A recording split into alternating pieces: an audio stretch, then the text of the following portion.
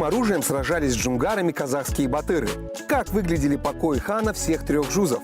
Что связывает Абылай-хана и самый северный город Казахстана? Все расскажем и покажем в проекте Welcome to Kazakhstan.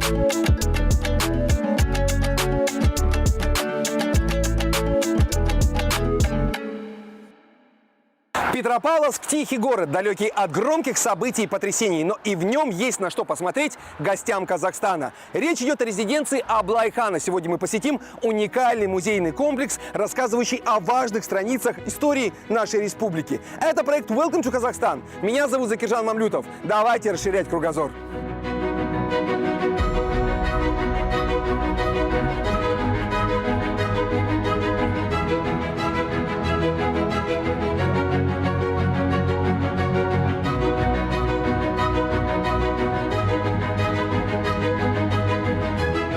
Абылай-хан правил в те годы, когда в противостоянии с джунгарами решалась судьба казахского народа. Известно, что путем переговоров и дипломатии он держал баланс между Китаем и Российской империей. Именно для подобных переговоров в 1765 году неподалеку от крепости Святого Петра на берегу реки Есиль и был построен специальный гостевой дом.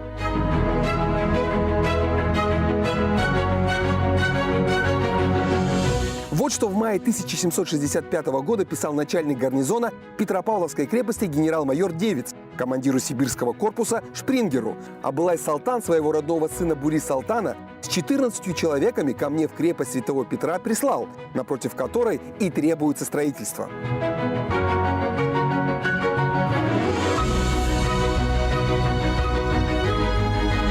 Уже в октябре Девиц рапортует о том, что же было построено. Покои Абылай-Салтана, канцелярия, баня, дом для приезжающих киргизско-айсадских старшин к Абылай-Салтановых покоям. Таким образом, более полувека ставкой хана служил просторный деревянный дом. Но после одного из пожаров в 1821 году на месте деревянного здания возвели новое, из камня. Здесь в свое время был военный лазарет, воинская часть и даже место для игры местных мальчишек. В 90-х годах 20 века здание стало бесхозным, хоть и находилось под защитой государства.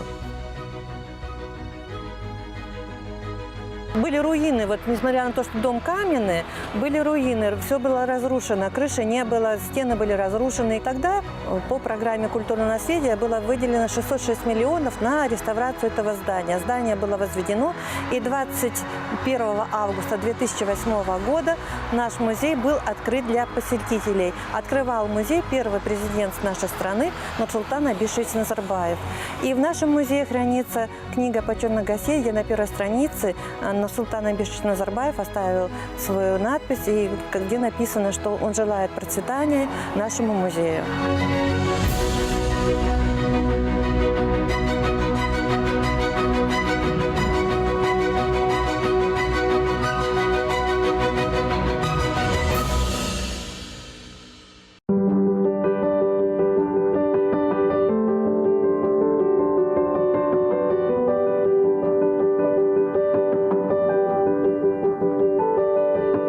В резиденции 4 зала. Экскурсию мы начнем с первого периода жизни хана Абылая, где представлена панорама битвы с джунгарами. Если бы не подвиги батыров тех лет, если бы не волевые решения самого Абылая, кто знает, что могло бы ждать казахский народ. А вот джунгары в итоге остались лишь в учебниках истории.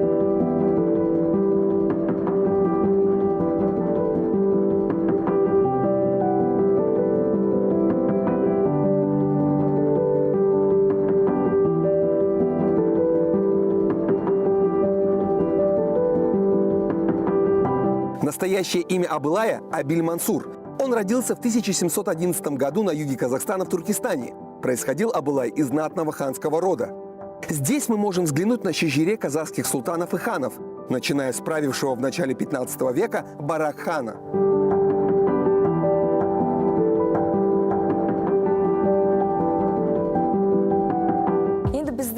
У нас 4 зала, один из которых – это комната отдыха, в которой мы сейчас находимся. Стоит обратить внимание на стены комнаты. Это реконструкция 4-комнатного деревянного дома, который был построен Российской империей специально для Аблай-хана в 1765 году по заказу Екатерины II.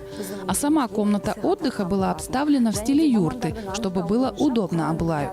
Ведь казахи были кочевым народом. В нашей экспозиции много старинных экспонатов. Один из них – этот Коран XVIII века. Как выяснили специалисты, эта книга была написана во времена ханства Абылая, приблизительно между 1740-ми и 1780-ми годами. А еще обратите внимание на эту кровать, точнее на ее форму. Обе ее стороны приподняты. Если человек лежит в таком положении, то улучшается его кровообращение и нормализуется давление. Сама кровать украшена костями и орнаментами. Еще одна реликвия – это старинный кибеже, то есть деревянный сундук для хранения продуктов и посуды. Тоже вещь XVIII века. В старину этот сундук исполнял обязанности нынешнего холодильника. Туда складывали продукты и оставляли в прохладном месте юрты, куда не попадает солнце. Если посмотреть на его лицевую часть, она украшена красивыми растительными узорами. Наша экспозиция богата и многими другими старинными экспонатами. Их очень много. Например, эти сундуки, украшенные орнаментами, тоже принадлежат XVIII веку.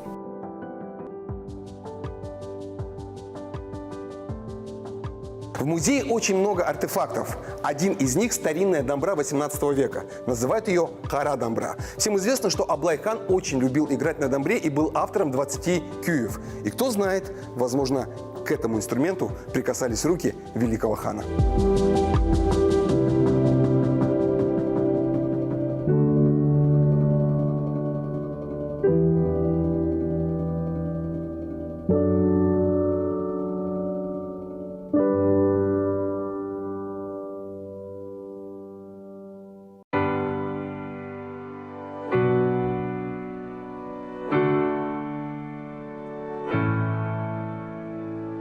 Третий зал музея тронный. Именно здесь проходили все важные встречи. Говорят об этом и атрибуты власти, представленные в экспозиции. Скипетр, ханское кольцо с печатью, нагрудное украшение алка.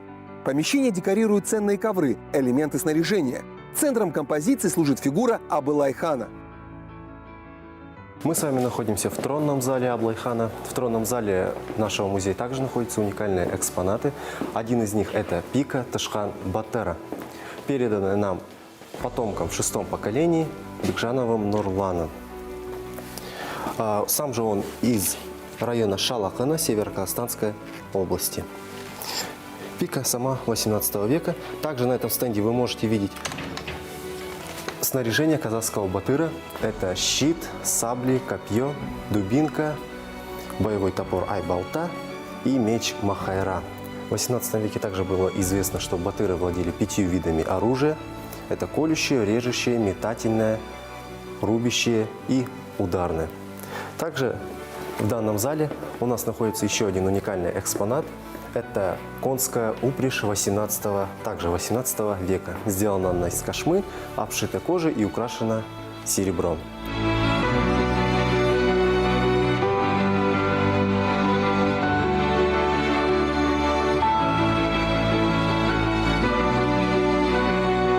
Великий правитель казахского народа. К слову, Аблай-хан знал 7 языков и, говорят, был очень остроумен. Относился с большим почетом и уважением к искусству, наукам и культуре. Недаром его подняли на белой кошме, признав правителем всех 3 казахских жузов.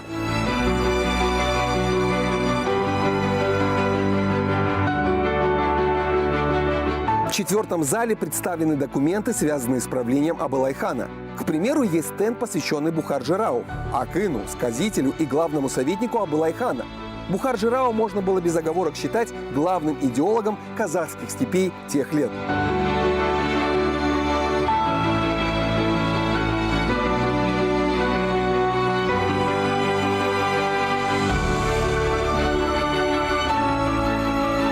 Переходя из зала в зал резиденции, понимаешь, что история Казахстана хранит много неизвестных фактов. Копии рукописей и документы из архивов подтверждают, что Аблай действительно был ханом всех ханов. Именно он сохранил силу казахского народа, создал дисциплинированную армию, вернул ранее утерянные земли и, самое главное, установил мир в казахских степях.